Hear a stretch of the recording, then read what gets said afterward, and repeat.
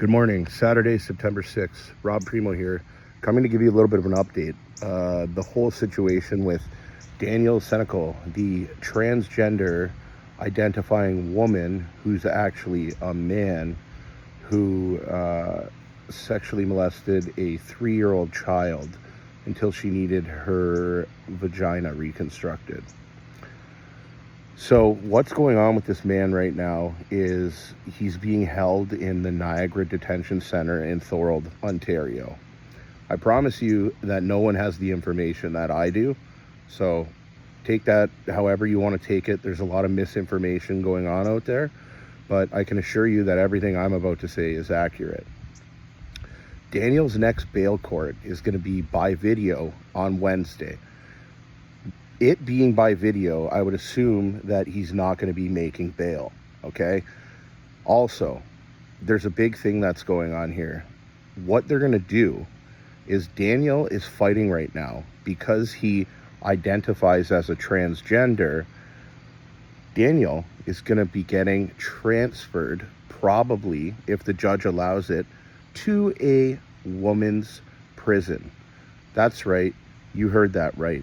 So a man who's been convicted of raping children already on more than one occasion, who has now raped another 3-year-old, is going to be put inside a prison with a bunch of women.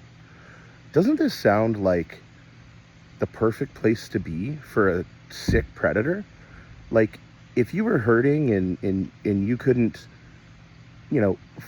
fall in love with a woman and, build your own relationship in whatever, get to where you get as an item together, and you were very lonely. Isn't this something you could do on purpose?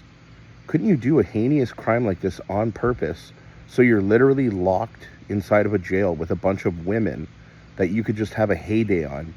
A bunch of women who will become victims. A bunch of women who don't have a body that's as strong as yours and testosterone running through it.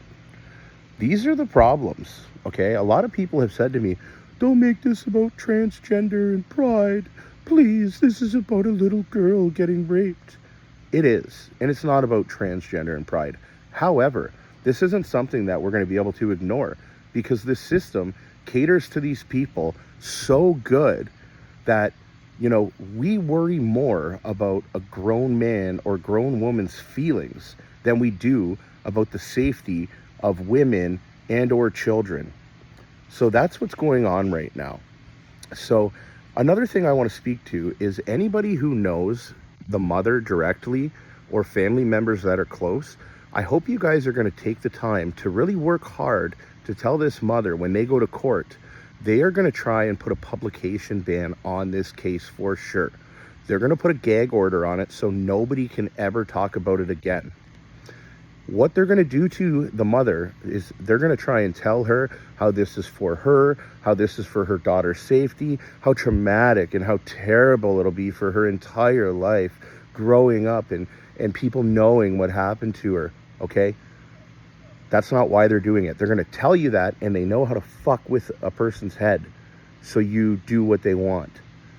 This mother, the community, the family needs to find a way to remain that this does not get a publication ban. You all need to find a way. If you know a member of someone who's close to this little girl, for her sake, do not let a publication ban come out of this, because we'll never talk about it again. We'll never be able to privy to information. Everything will be sealed. Everything that really happened will never come out, okay? Make sure that doesn't happen. I will see you all on Wednesday in front of that courthouse. I don't care if you're where you're meeting first or what you're doing. Make sure you're there by 9:00 a.m. at the St. Catharines Courthouse. There's no excuses. Every single man in this community, you need to come stand there. A lot of people are saying, well, he's going to be on video bail. He's not going to be there. That doesn't matter. That's not what this is about. This is about being there and letting that little girl know that no matter what happens going forward for the rest of her life, if there's ever an issue, this is who's going to show up to help her, okay? So please, by the grace of God, be there. Wednesday, 9 a.m. I'll see you there.